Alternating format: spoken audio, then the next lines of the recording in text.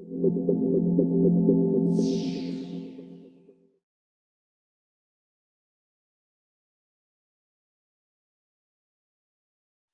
this video, I'm going to show you how to capture a double exposure in camera. Not many DSLRs are capable of shooting multiple exposures, but Nikon users will be pleased to know that you can on a Nikon.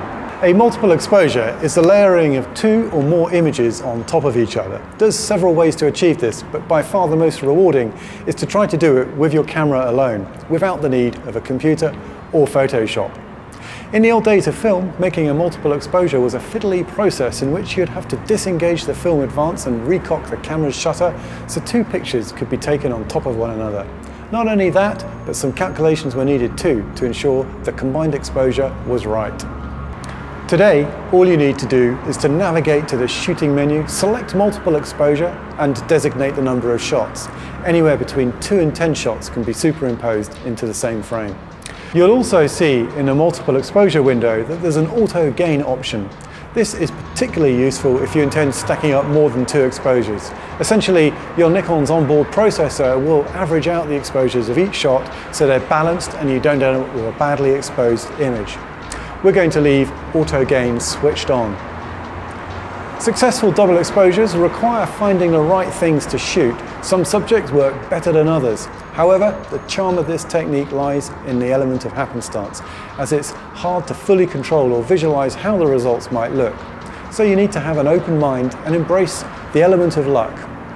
Here, we're combining a portrait with some grungy textures and some tree images. So let's give it a go. While it's a good idea to have a rough idea of where the key elements of your composition are in each of the shots, it's best not to overthink what you're doing. Trying a variety of surfaces with shots of Sam, I'll almost certainly get a combination that I like.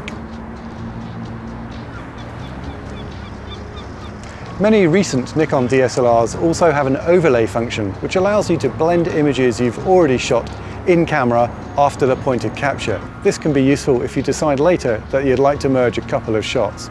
To do this, simply select Overlay from the shooting menu and scroll to the images you want to merge and press OK. This function only works with RAW files, which is of course what you'd be shooting anyway. The other, easy alternative to making a multiple exposure is to simply take a couple of shots and merge them together in Adobe Photoshop or Photoshop Elements. You do this using layer blend modes to affect the way the images merge with one another, and mask areas to make some parts of the images more or less visible. However, while you can easily get great results back at home, it is more fun and more rewarding to try double exposures using your camera alone.